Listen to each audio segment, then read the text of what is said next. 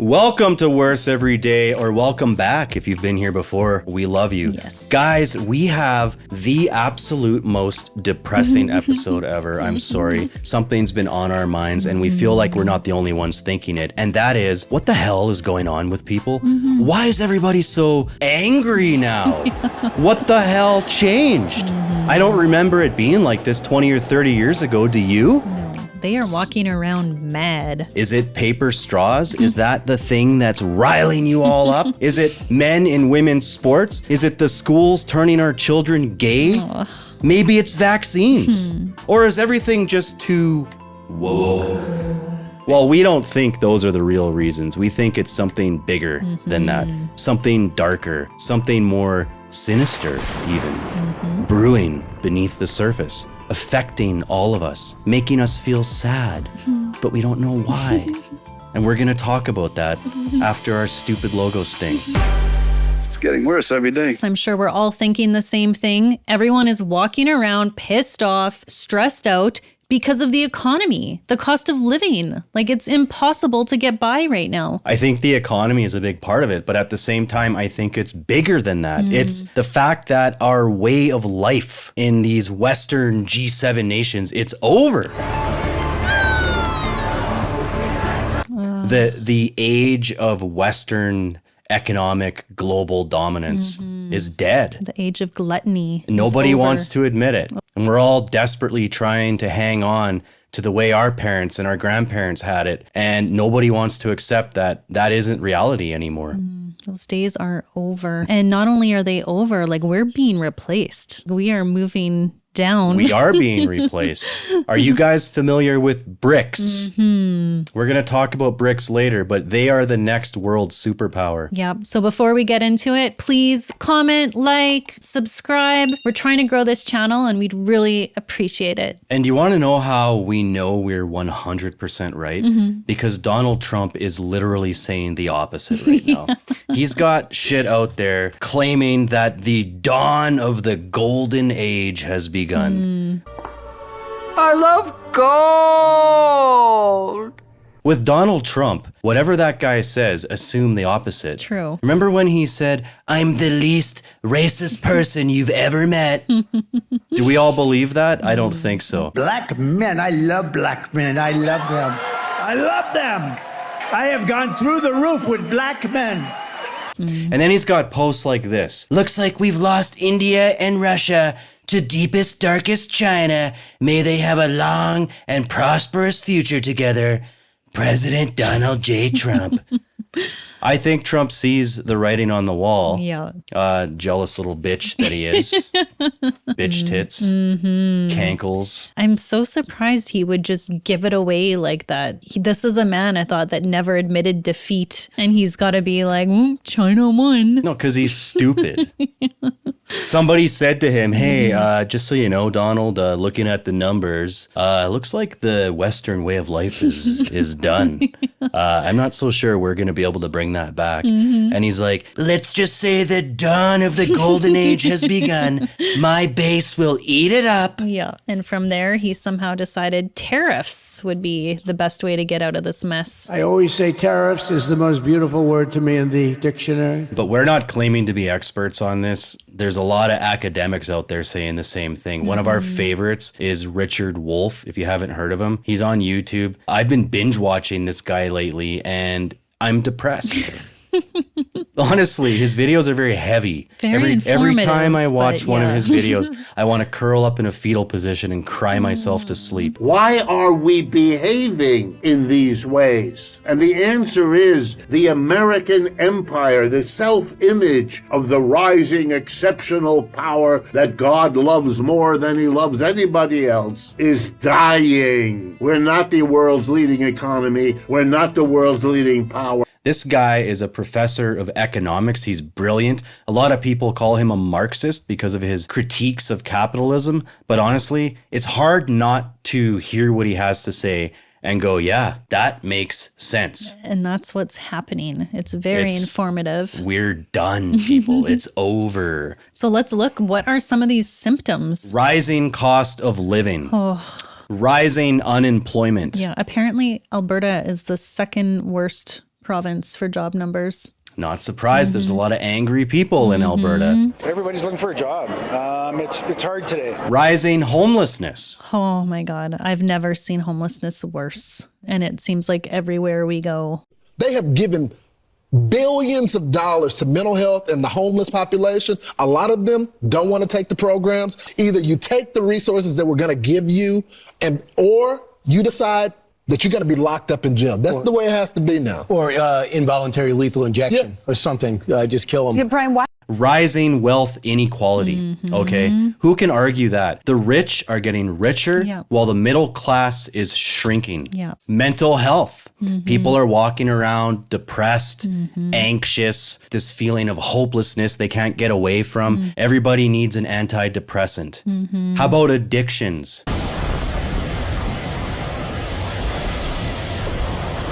Food. Everyone's eating themselves into an early grave.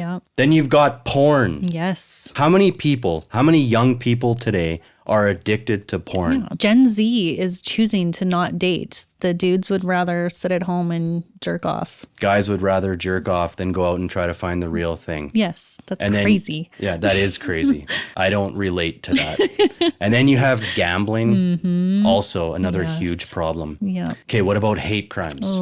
These days, as we watch the horror in Gaza, we are often reminded of the Germans making scapegoats out of Jews, out of homosexuals, out of all the people they found to blame for Germany's problems. And we find it over and over again in history, and that's what it is now with immigrants. Hate crimes. People are mad at immigrants, and in Canada, our temporary foreign workers. I feel bad for these people because it's our businesses that are greedy that are trying to bring in these folks that'll work for a lot less. Okay, what about what just happened in the States? That Hyundai battery factory in the States. So apparently they had like 300 or 400 Korean people at this factory, and they were all brought there to train the workers, the American dumb idiot workers. And then ICE showed up and said, "Get the fuck out of our country!" They shackled these people and shipped them out. People that were there legally. Yeah. Meanwhile, Trump's trying to say, we're bringing back manufacturing. How do you think that's going to work? The sentiment is obviously very, very negative. How about the fact that fascism is back on our streets again? Are you okay with that? White man, fight back! White man, fight back! White man, fight back! White man, fight back! That's probably something that almost bothers me the most with all of this. And have you heard of those second sons? Thank you to one of our subscribers for mentioning this. These guys are forming clubs and going out and working out in parks across the country, trying to recruit other whites to get together and have a gay little club where they work out together and hate colored people. Like, fuck off. Taking over this Niagara Park for a rare public rally. Canada is being pillaged, raped, and burned! And now we have the rise of populist leaders all over the world. In America, you've got Donald Trump and all of his Republican sycophants. Here in Alberta, we've got Danielle Smith. Then there's Pierre Poilievre. And what do all these people offer? They offer to restore our past glory. And how do they do that? They push culture war issues. They blame the immigrants. They distract us from the fact that that old way of life, it's not coming back. No. It reminds me, before the election, I kept seeing these people like in my family posting about how they can't understand why any Canadians would vote for an evil globalist banker like Mark Carney. So he's part of Brexit in the UK, so he's got UK citizenship. He's got no ties to Canada. No one's here for him. What he wants to do is fulfill his globalist agenda. I'm sorry, but we need globalism right now. Yes, we do. Bringing it back to the Western era of dominance that we've all enjoyed since World War II. What made us strong? The G7, alliances. We combined our economies. We had trade agreements with each other. It made us strong. Yeah. You don't turn inward. Yeah. It's a sign of desperation. People are frightened here that an empire that no longer is economically dominant, that's over,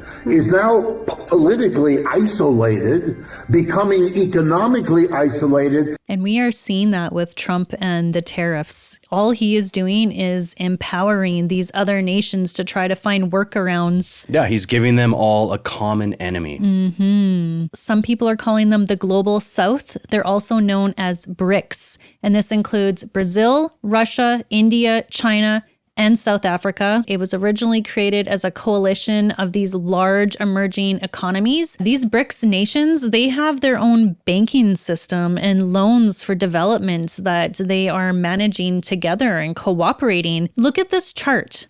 So it shows the rise of BRICS from 1995, 2010, 2023. On the left in the blue, we have our G7 nations, Canada, UK, France, Italy, Germany, Japan, and the US. And look at the amount of GDP purchasing power they had in 1995 compared to 2023. Pretty obvious we're losing ground here. If that doesn't paint the picture of where all of this deep, dark resentment and bitterness that people are feeling that they just can't quite put their finger on. It's over, people. Look at this graph. Mm-hmm. All that sadness, all that anger, everything going on is reflected right here. Yeah, you're not actually mad that the government had a vaccine mandate 2 or 3 years ago. You're mad that your life just isn't as cushy as it used to be. Nope, we're not the number one superpower anymore in the world.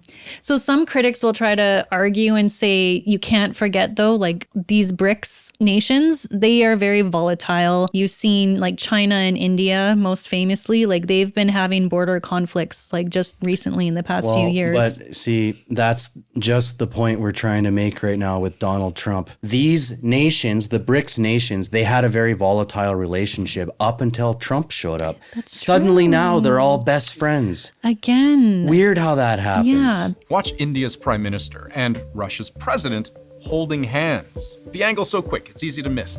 They head straight for China's president, shaking hands, forming a tight circle, smiling, laughing. Modi's posting on X, always a delight to meet President Putin. Putin's calling Modi a dear friend. And Xi Jinping is presiding over it all. His opening remarks filled with the kind of coded slights China often uses to refer to the United States. 战思维、霸权主义、保护主义 阴霾不散. Back to Trump's post when he basically put it all out on display. Enjoy your prosperity. If you need more evidence that the US is losing its strength, look at the fact that decades ago, sanctions meant something. Yes. Now, you look at the Russia-Ukraine situation. Biden, before Trump, said, we're going to sanction you. Then Trump said, we're going to sanction you. And the idea was, okay, so you're going to invade Ukraine? Well, we'll sanction you and we will bring you to your knees. We'll cripple your economy. If the West were to impose an oil embargo on Russia, that could be devastating. It could bring Putin to his knees. That did not work. And even European countries did the same. And they like held funds and they held property from these Russian oligarchs, like millions and millions of dollars. Yeah, it might have worked decades ago. It doesn't work anymore. Yeah. Because there's this emerging world market. Russia just went, okay, so you're going to sanction us. We'll sell our oil and gas to China. Yikes. Who cares? We don't care. And their GDP actually somehow throughout this Ukrainian war, I might be wrong, but their GDP went up. Yeah, I've read about that too. And they're saying it's because they're funding this wartime economy. It can't last forever unless you have somebody like China propping them up behind the scenes. Okay, and then let's look at tariffs now. Okay, so Trump thinks we're the world's superpower. We can tariff everybody. They'll do whatever the hell we want. So Trump tariffs China. China, who used to buy all their soybeans from the United States, said, fuck you. We'll now buy everything from Brazil. And now you have American farmers going bankrupt. Thank you, Trump Wow. for the tariffs. Great strategy. Yeah. And our poor canola farmers, we're going to need a bailout in Canada because China is not taking our canola. And because of that reason, our government now is considering maybe we do ease up on these Chinese EVs and the restrictions we've had about bringing in EVs. Bring them in. Bring the EVs in. I don't care. I don't give a shit. Let's go. The United States, they used to be like the bully on the playground. Yeah. They could be like, give me your lunch money. And in the old days, everybody would be like, oh, I'm so sorry. Here, take it. Now people are like, fuck you. Now we've got this BRICS alliance. And you know what? There are more countries joining it, like by the year. BRICS now also includes Saudi Arabia, Iran, the UAE, Egypt, and Ethiopia. It's growing. So it literally is like we have our little piece of the pie over here in the West, and it's going to be us against the rest of the world. So speaking of little pie, did we talk about population yet? We didn't. Okay, so if you look at the population of these BRICS nations, I might be wrong. We'll put a chart up. They represent over 50, maybe close to 60% of the entire world's population. Now, if you look at the G7 nations, we represent 10%. That's why they're begging us to have babies. We're a tiny little chunk of the population of this planet, and we're trying to dictate the terms of the world and tell everybody this is how it's got to go. A country with 4.5% of the people of this planet cannot tell the other 95% how to live, what to do, where to go. This is not sustainable. You've got this huge alliance in BRICS, and they're going, no. Yeah, they're standing up. Yeah, we're going to join together. We're going to do our own thing now. Fuck you guys. And what do you think that's going to look like for us in the West? Well, there's a word for it, right? Late stage capitalism. Late stage capitalism. I know a lot of people don't like that phrase, but it's true. Late stage capitalism looks a lot like a game of Monopoly. By the end of the game, there's one asshole that has everything to himself. And how does the game normally end? Flipping the fucking board off the table, screaming and leaving. Maybe in your family. I think in a lot of families, that's how that game ends. And really, that's where we're at right now. Yeah. All the wealth is in the hands of like just a tiny few. And the rest of us are suffering. All this anger, it's coming from the fact that the game is pretty much over. The worst part is it's almost like people aren't angry enough. We are just so spoiled over here and with our way of life and how everyone's just glued to their phones and their little distractions, and they're not seeing what's happening around the rest of the world. Look at what's happening in Nepal right now. People have been chasing down the wealthies and the elites in the streets. There's footage of a guy being chased down a river. Apparently a woman died because they were setting houses on fire.